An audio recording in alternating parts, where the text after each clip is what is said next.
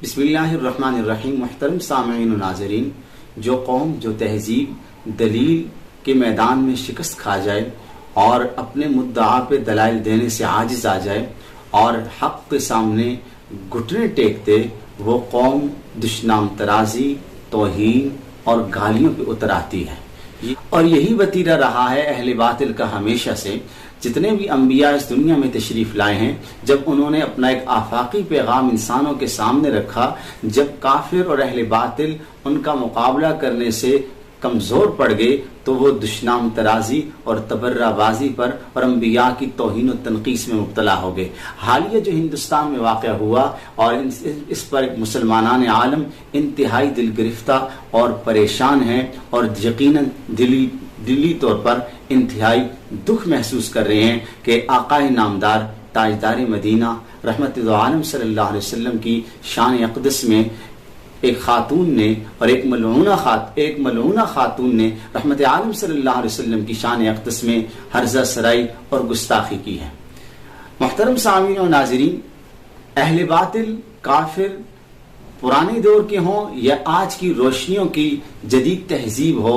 دونوں کافر ہمیشہ ہی انبیاء کے مخالف رہے ہیں۔ اور آج کی جو ڈیجیٹل دنیا ہے اور ترقی کی انتہاؤں پہ پہنچنے والی دنیا کے جو کافر ہیں، وہ پہلے زمانے کے اجڑ، جاہل، گوار اور بیکورڈ دقیانوس کافروں سے 2-4 ہاتھ آگے ہیں، پیچھے نہیں ہیں۔ آپ اس انسانی ہسٹری کا مطالعہ کیجئے، دور قدیم میں جو برائیاں اور جو خرابیاں پائی جاتی ہیں، بالکل وہی خرابیاں آج بام عروج پہ پہنچی ہیں۔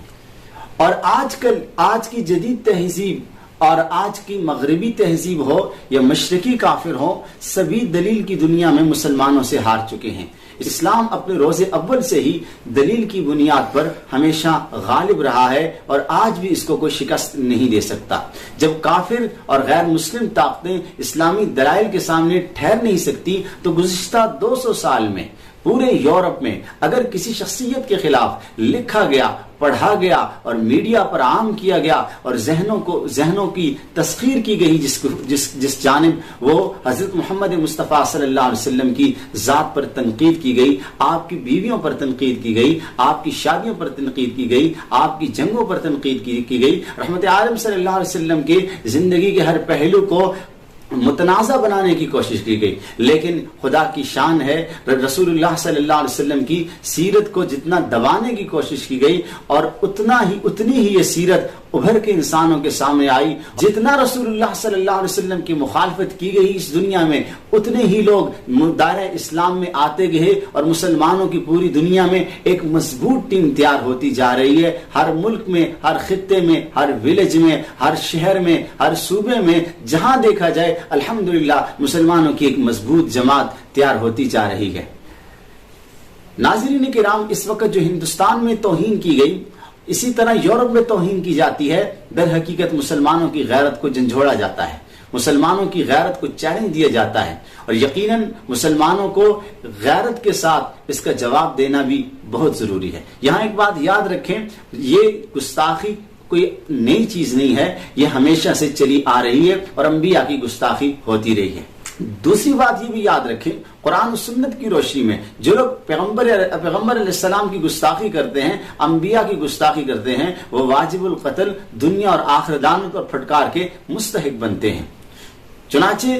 حضور فخر عالم صلی اللہ علیہ وسلم نے فرمایا، الجامع الصغیر حدیث نمبر 659 ہے، حضور فخر عالم صلی اللہ علیہ وسلم نے فرمایا، من سب نبی من الانبیاء فاقتلوہ، پیغمبروں میں سے کسی پیغمبر کو کوئی اگر برا بلا کہے، ان کی توہین کرے، ان کی تنقیص کرے، تو اس کو قتل کر دیجئے۔ اسی لیے کہا جاتا ہے کہ اسلام میں پیغمبر کی گستاخی کرنے والے کے لیے گستاخ رسول کی ایک ہی سزا ہے، وہ سر تن سے جدا ہے۔ ہاں، یہ بات بھی یاد رکھیں، انسانی تاریخ میں، اسلامی ہسٹری میں آج تک جس نے بھی محمد عربی صلی اللہ علیہ وسلم کی گستاخی کی ہے، آپ کی شان میں توہین کی ہے، اور آپ صلی اللہ علیہ وسلم کے مقام کو کم کرنے کی کوشش کی ہے، خدا کی شان ہے، آج تک کوئی گستاخ رسول ایسا نہیں گزرا کہ جو اپنے برے اور بھیانک انجام سے دوچار نہ ہوا ہو، اور رہتی دنیا کے لیے رب العالمین نے اس کو نشان عبرت نہ بنایا ہو۔ اور آج تک جن لوگوں نے رسول اللہ صلی اللہ علیہ وسلم کی توہین کی ہے، نبی صلی اللہ علیہ وسلم کے زمانے میں بھی نبی صلی اللہ علیہ وسلم کی توہین کی گئی، آپ پر حملے کیے گئے، لیکن قرآن حکیم میں سورہ مائدہ آیت نمبر 67 میں رب العالمین نے فرمایا واللہ یعصمک من الناس، کہ اللہ پاک خود محمد عربی صلی اللہ علیہ وسلم کی حفاظت فرمائیں گے، اور حضور فخر دو عالم صلی اللہ علیہ وسلم کی ہمیشہ اللہ نے حفاظت فرمائی ہے۔ محترم ناظرین، سورہ صف آیت نمبر 8 اور 9 میں اللہ تعالیٰ نے فرمایا ہے یریدون لیطفئوا نور اللہ بافواہہم واللہ متم نورہ ولو کرہ الکافرون، یہ لوگ چاہتے ہیں کہ اسلام، کفار چاہتے ہیں، کفریت تہذیب چاہتی ہے، اور اہل باطل چاہتے ہیں کہ محمد عربی صلی اللہ علیہ وسلم جو دین لائے ہیں اس کے نور کو اور اس کے نور کو مٹا ڈالیں، مذہب اسلام کی تعلیمات کو دنیا سے ختم کر دیں، لیکن رب العالمین نے یہ وعدہ کیا ہے واللہ متم نورہ، اللہ تعالیٰ اس کے نور کو مکمل فرمائیں گے، تام فرمائیں گے، اور آگے فرمایا هو الذی ارسل رسولہ بالہدی ودین الحق لیظہرہ علی الدین کلہ، اللہ تعالیٰ وہ ذات ہے جس نے اپنے پیغمبر کو اس دنیا میں بھیجا ہے تاکہ دین اسلام کو کل ادیان پر غالب کریں اس کو، اور تمام ادیان کو مغلوب کریں۔ یہی وجہ ہے کہ آج ہم دیکھتے ہیں ہندوستان ہو یا یہی وجہ ہے آج ہم دیکھتے ہیں ہندوستان ہو، امریکہ ہو، جاپان ہو، غیر مسلم جہاں بس رہے ہیں، الحمدللہ مسلمانوں کی روز بروز وہاں ترقی ہو رہی ہے، وہاں مساجد قائم ہو رہی ہیں، وہاں مدارس قائم ہو رہے ہیں، وہاں اسلامک سینٹر قائم ہو رہے ہیں، مختلف اسکالر علماء وہاں دانشوران قوم دین اسلام کی خدمت پر مامور ہیں، اور اسلام پھیلتا ہی جا رہا ہے۔ یہاں ایک سوال پیدا ہوتا ہے کہ جب دنیا میں توہین ہو پیغمبر علیہ السلام کی تو مسلمانوں پر کیا ذمہ داری ہے؟ کوئی مسلمان پیغمبر صلی اللہ علیہ وسلم کی حرمت پر جب آنچ آ رہی ہو، یہی وجہ ہے خلیفہ ہارون الرشید نے امام مالک رحمہ اللہ سے پوچھا کہ محمد عربی صلی اللہ علیہ وسلم کی اگر کوئی توہین کرے، فرمایا کہ جس قوم میں پیغمبر علیہ السلام کی توہین کی جائے اس قوم کو دنیا میں جینے کا کوئی حق نہیں ہے۔ جیسا کہ الشفاء میں قاضی ایاز مالکی نے جلد دوم کے اندر یہ بات لکھی ہے۔ یہاں مسلمانوں کو کیا کرنا چاہیے؟ انتہائی توجہ سے اس بات کو سمجھیے اور سنیں، اور اس کو آگے پہنچانا چاہیے۔ یاد رہے مسلمانوں کا سب سے پہلا کام تو یہ ہے کہ مسلمان رحمت عالم صلی اللہ علیہ وسلم کی سیرت کو پڑھیں۔ آج اب چلے جائیں کہیں بھی اور کہیں بھی مسلمان بیٹھے ہوں، آپ ان سے پوچھیں کہ آپ میں سے وہ آدمی اپنا نام بتائیں جنہوں نے محمد عربی صلی اللہ علیہ وسلم کی ہسٹری کو، زندگی کو، آپ کی سیرت کو پیدائش سے لے کر وفات تک مکمل پڑھا ہو، تو سینکڑوں میں سے، ہزاروں میں سے، لاکھوں میں سے چند لوگ ہی ملتے ہیں۔ تو سب سے پہلا اہم کام جو ہے مسلمانوں کو لٹریچر عام کرنا ہوگا اور رحمت عالم صلی اللہ علیہ وسلم کی سیرت کو پڑھنا ہوگا۔ آپ صلی اللہ علیہ وسلم کی سیرت کو جب پڑھیں گے، بار بار پڑھتے رہیں گے، جب تذکرے ہوتے رہیں گے گھروں میں، ہر جگہ میں، تو یاد رکھیے پھر سیرت کو اپنانا بھی آسان ہو جائے گا۔ سب سے پہلے مسلمانوں کو چاہیے کہ سیرت کو پڑھیں، اپنائیں، اور غیر مسلموں تک سیرت کو پہنچائیں، اور اس کا بندوبست کرنا چاہیے، اور اسلامی لٹریچر کو عام کرنا چاہیے۔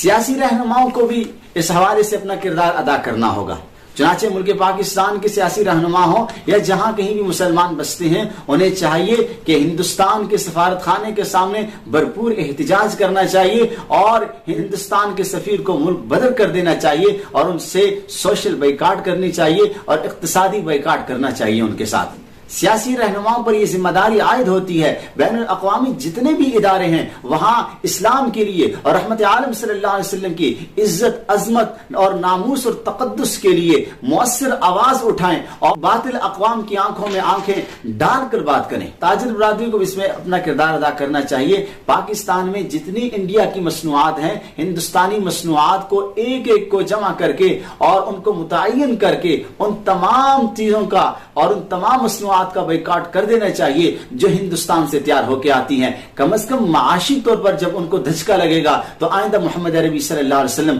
ہم سب کے آقا نامدار صلی اللہ علیہ وسلم کی توہین کر سے پہلے وہ ضرور 1000 بار سوچیں گے۔ میڈیا اور ذرائع ابلاغ کے اداروں پر بھی یہ ذمہ داری عائد ہوتی ہے کہ وہ بھی اس میں اپنا کردار ادا کرے۔ چنانچہ social media who, print media who, electronic media who, in media houses کو چاہیے کہ رسول اللہ صلی اللہ علیہ وسلم پر ہونے والے اعتراضات ملحدین کی طرف سے، ایتھیسٹ کی طرف سے، سیکولر لوگوں کی طرف سے، غیر مسلموں کی طرف سے ایسے اشکالات کے اور سوالات کے جوابات ضرور دیں، جس طرح کہ پوری دنیا میں مختلف مختلف علماء اور اسکالر یہ کاوش کر رہے ہیں. اب میڈیا مالکان کو بھی چاہیے رسول اقدس صلی اللہ علیہ وسلم کی عزت، ناموس اور حرمت کے لیے اپنے چینل کو استعمال کریں تاکہ رسول اللہ صلی اللہ علیہ وسلم کی تعلیمات کو دنیا میں اور آپ کے مقام کو دنیا میں اجاگر کیا جائے، اور دنیا میں کسی آدمی کو جرأت نہ ہو سکے کہ وہ نبی صلی اللہ علیہ وسلم پر تنقید کرے. کیونکہ جب